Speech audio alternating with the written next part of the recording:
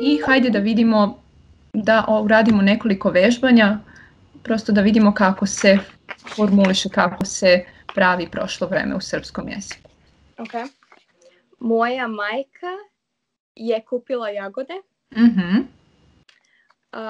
Zoran i Ivana su otišli u Beograd.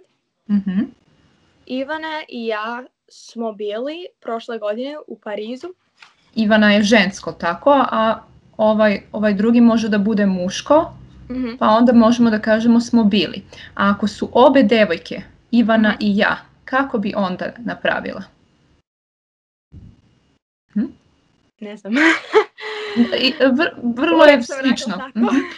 Ivana i ja smo bile.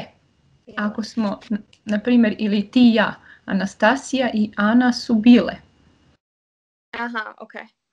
Zašto e? Pa uvek ženski rod, the feminine gender in plural, always has e, if you remember.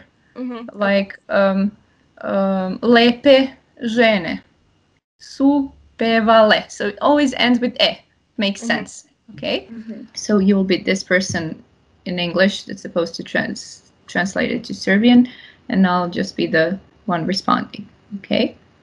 Can we try? So role play on the phone. So I ask for Ivana on the phone. Yeah. Dobar dan, Ivana, molim vas. Ivana ovde. Dobar dan, Ivana.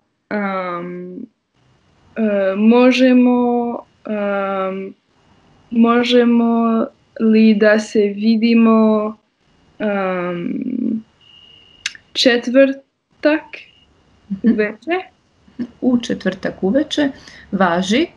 U četvrtak uveče. U koliko sati? Oko 8. Na večeru. Možemo da idemo na večeru. Može. U koji restoran?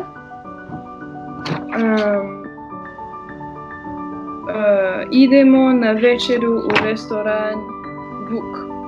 Super, u redu, vidimo se tamo. Vidimo se. Hvala.